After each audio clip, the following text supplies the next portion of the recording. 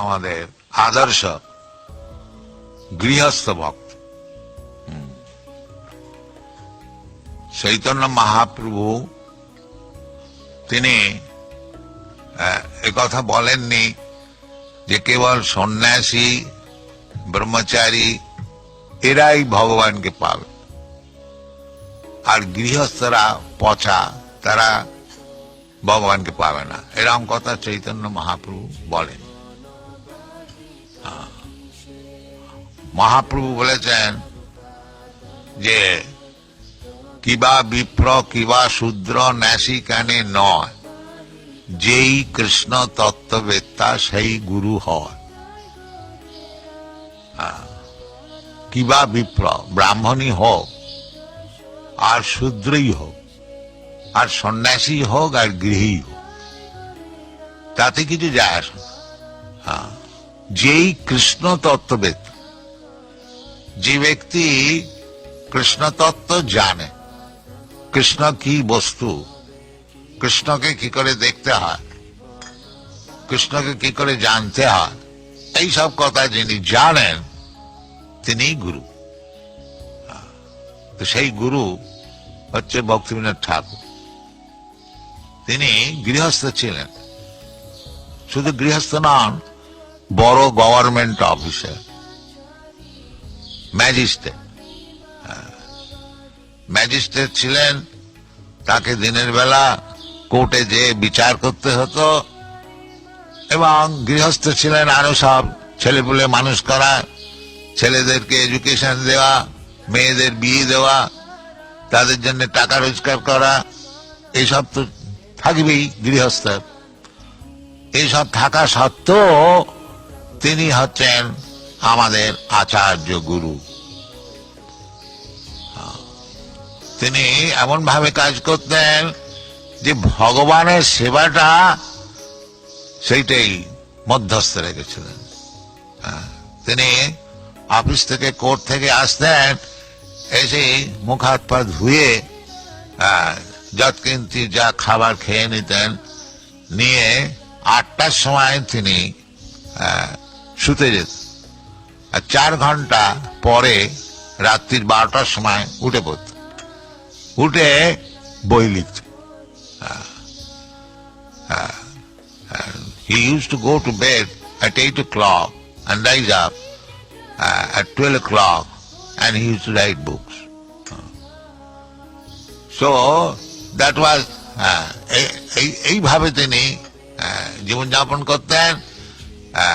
যে আমাদের গৃহস্থের কাজ অনেক আছে, কিন্তু তিনি এমন ভাবে সেগুলি সব বিভাগ করে নিয়েছিলেন যে তার কৃষ্ণ ভজনে কোনো বাধা হতো না। তা আমাদেরও সেই রকম করতে হবে।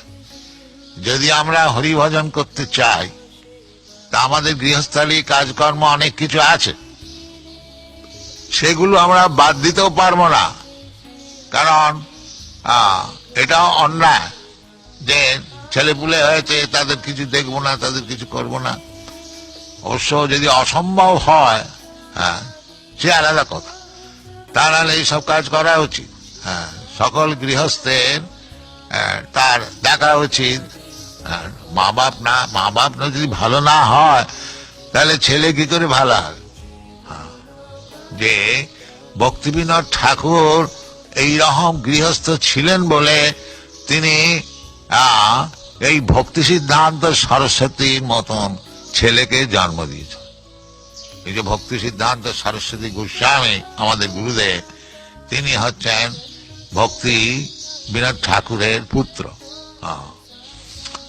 তা তিনি এই আপনারা এখানে যারা থাকেন, এই মায়াপুরের প্রতিষ্ঠাতা হচ্ছেন ভক্তি বিনোদ ঠাকুর।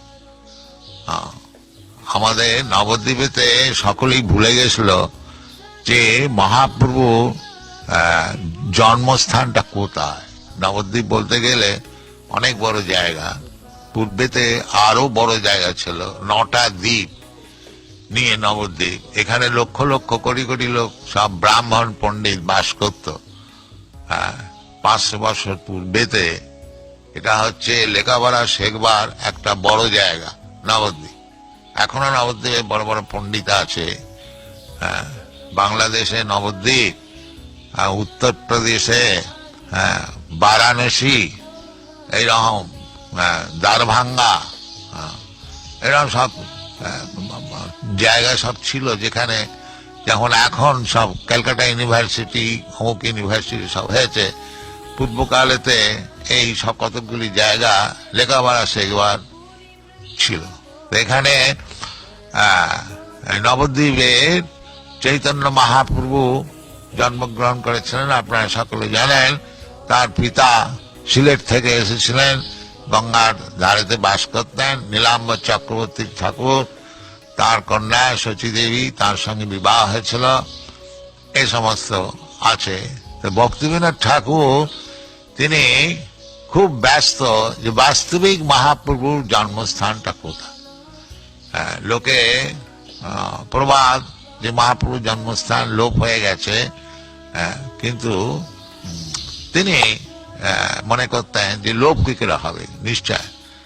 এই জগন্নাথ দাস বাবাজি তিনি এই মায়াপুরে যেখানে যোগপীঠ আছে, এখানে তুলসী বন ছিল, তিনি ওখানেতে ভজন করতেন। তিনি ভক্তিবিনোদ ঠাকুরকে বলেন যে এইটি হচ্ছে মহাপ্রভুর জন্ম। তো মহাজন জিনগতস্য পন্থা,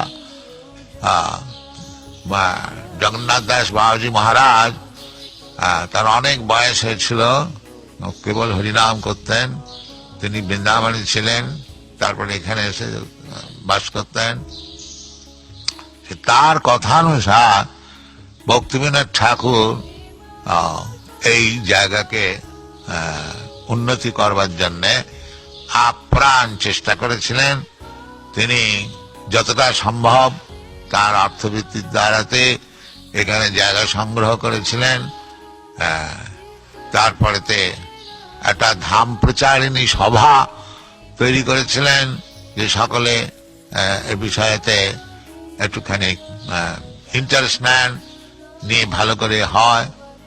আর তিনি এটাও আশা করেছিলেন যে এইখানেতে মহাপ্রভুর কথাটা কোনো তো দোলো কথা না, যে এক একটা লোকের যেমন দল আছে, আজকাল অনেক সব দল হয়েছে, অমুকের দল, অমুকের দল, অমুকের দল, আর সেই সবগুলো ধোঁকাবাজিগুলো ধর্ম নামে চলছে। সেই জন্য ভাগবত বলেছেন, এবং তার ভাষান্তর করে আমাদের বৃন্দাবন দাস ঠাকুর বলেছেন যে পৃথিবীতে যাহা কিছু ধর্ম নামে চলে, ভাগবত কহে তাহা পরিপূর্ণ ছলে। এই পৃথিবীতে যে ধর্ম নামে যেসব দেশ চলছে, যে আমাদের এই ধর্ম, আমাদের এই ধর্ম, এগুলি সব বঞ্চনা। ধর্ম কখনো আলাদা হতে পারে। যেমন সোনা, সোনা যদি কেউ বলে এটা হিন্দু সোনা, এটা মুসলমান সোনা, এটা খ্রিস্টান সোনা, এ আবার হয় নাকি? সোনা সোনা, সোনা আবার হিন্দু আর মুসলমান খ্রিস্টান হয় নাকি? না, এটা হচ্ছে ভ্রম, এইগুলো হচ্ছে চিঠি। যেমন আমাদের এই কলেজ স্ট্রিটে কলকাতায় হিন্দু পাঁটার দোকান, পাঁটা খাবে, মাংস খাবে, সে আবার হিন্দু আর মুসলমান আর কি, কিন্তু তিনি হচ্ছেন শুদ্ধ হিন্দু পাঁটা খান। এইসব চলছে। তো এইগুলি সব ছেড়ে দিতে হবে। বাস্তবিক ধর্ম হচ্ছে ভগবানের চরণে শরণাগতি, দ্যাট ইজ ধর্ম। কৃষ্ণ ভগবত গীতাতে বলছেন যে ধর্ম সংস্থাপনার্থায় সম্ভবামি যুগে যুগে, আমি ধর্ম সংস্থাপন করবার জন্য যুগে যুগে আসি। সেটা কি? সে ধর্মটা, সেটা হিন্দু ধর্ম, মুসলমান ধর্ম, খ্রিস্টান ধর্ম না, সেটা হচ্ছে আসল ধর্ম। সেটা কি? সর্বধর্মান পরিত্যাজ্য মামেকং শরণম, এটা হচ্ছে ধর্ম। যে ভগবানের চরণেতে শরণাগত হয়েছে সেই হচ্ছে ধার্মিক, আর সব অধার্মিক, সব বোকা বদমাইশ। এইটা বুঝে নেবে।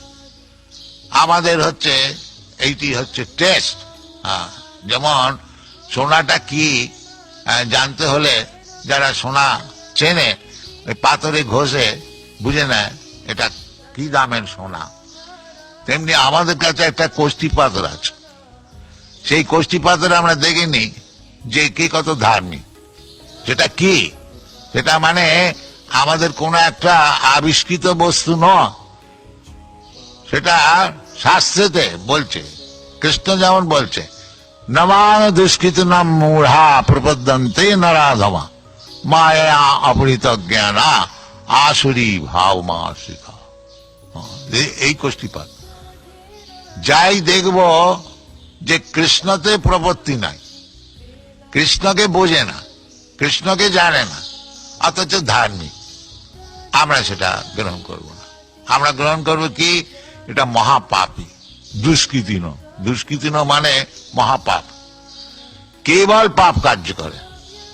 সে এই ক্লাস লোক যারা কেবল পাপ কাজ করছে, যারা বোকা মূঢ়া, নমাং দুষ্কৃতিন মূঢ়া নরাধমা, মনুষ্য সমাজের মধ্যে অত্যন্ত হেয় নরাধম, আর মায়া অবৃত। মানে এই লোকটা এত বিদ্যান ইউনিভার্সিটিতে এত সব পাস টাস করেছে, আর আপনারা একে বলছেন যে মহাপাপী, বোকা, নরাধম। আমরা বলছি না, বলছি